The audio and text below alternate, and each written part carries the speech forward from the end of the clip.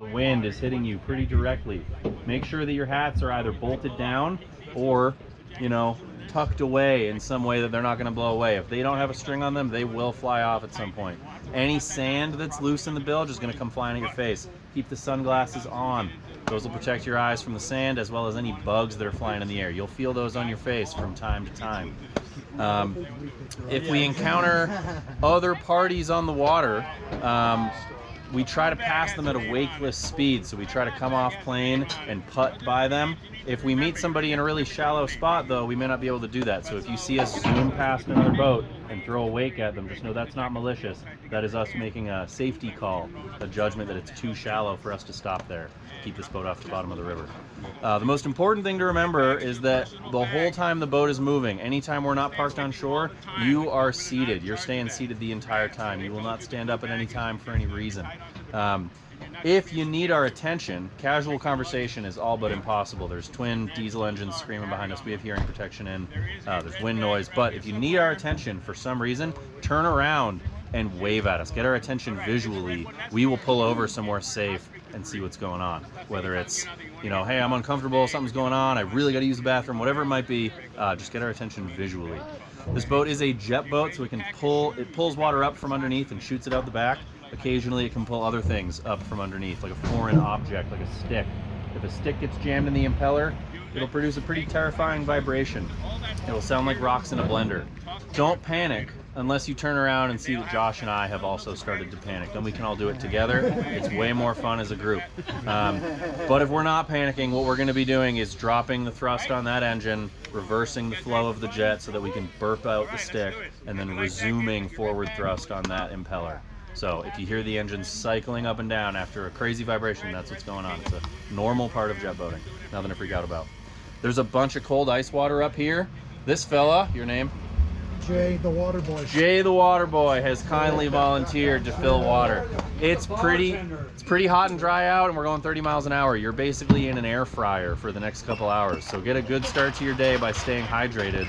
If you drain your water bottle, just pass it forward. Jay will kindly fill it up. Pass it back from whence it came. Any questions before we set out? We all good? Zach, Josh. All right.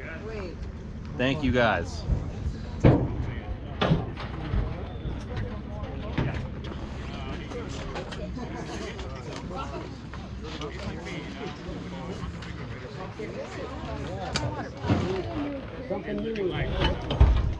There we go. It's alive.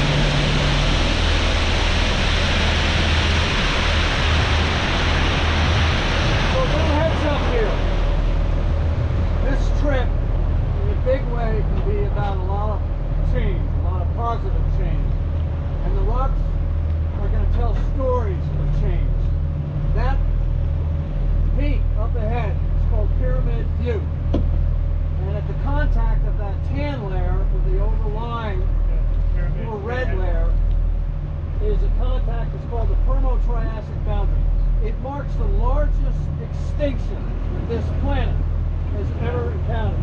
And there's been about 20 extinctions, 5 big ones. And those are times of change on this planet. We wouldn't be here if those hadn't happened. So you could say it's kind of morbid because a whole lot of species died.